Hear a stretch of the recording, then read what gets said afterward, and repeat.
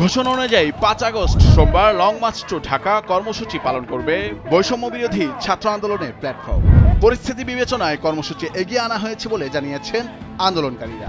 ছাত্র আন্দোলনের অন্যতম সমন্বয়ক আসিফ মাহমুদ গণমাধ্যমে এই বার্তা পাঠিয়েছেন।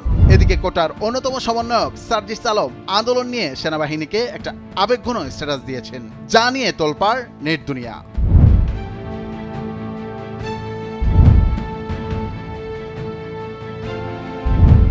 এ ব্যাপারে তিনি বলেন, শ্রদ্ধার বাংলাদেশের মিলিটারি 1971-এর পর দেশের সবচেয়ে বড় ক্রান্তিকাল এখন। দেশের জন্য জীবন দেয়া আপনাদের বাহিনীর মূল মন্ত্র। এই যাত্রায় জীবন দিতে হবে না। যাদের জীবন রক্ষার শপথ করেছেন, শুধু আপনার দেশের সেই মানুষদের জীবন নিয়েন না, জাস্ট তাহলেই হবে। চেইন অফ কমান্ড কখনো দেশের চেয়ে বড় হতে পারে না। আপনাদের শপথ থেকে শুরু করে আত্মত্যাগ সবকিছু এই দেশের জন্য। চেইন অফ কমান্ড মানলে মতিউর রহমান বীরশ্রেষ্ঠ হতেন না। মানুষ আপনাদের ভালোবাসে, শ্রদ্ধা করে।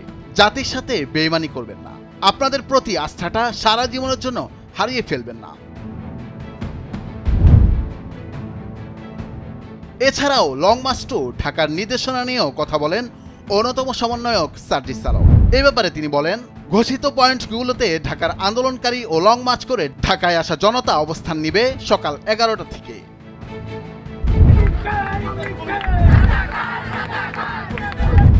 শহীদ মিনারে 11টা থেকে সবাই জড়ো হবেন। শহীদ মিনার থেকে মিছিল নিয়ে আমরা শাহবাগে যাব। কেন্দ্রীয় সমাবেশ শাহবাগে হবে। পরিস্থিতি বিবেচনায় চূড়ান্ত ঘোষণা দেয়া হবে শাহবাগ থেকে। পয়েন্টগুলোতেও সেই সংবাদ পৌঁছে দেয়া হবে।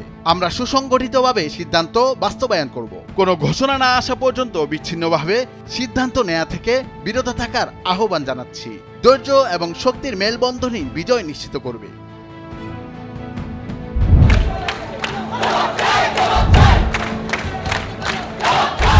4 আগস্ট রোববার আন্তঃবাহিনী জনসংযোগ পরিদপ্তর থেকে এক বিজ্ঞপ্তি দেয়া হয়। সেখানে বলা হয়েছে, সরকারের জারি করা কারফিউতে বাংলাদেশ সেনাবাহিনী সংবিধান ও আইনের আলোকে দায়িত্ব পালন করবে।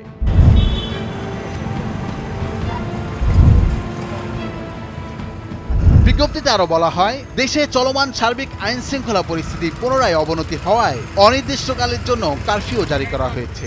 জনগণের জানমাল ও রাষ্ট্রের গুরুত্বপূর্ণ স্থাপনার নিরাপত্তা নিশ্চিতে এই সিদ্ধান্ত গ্রহণ করা হয়।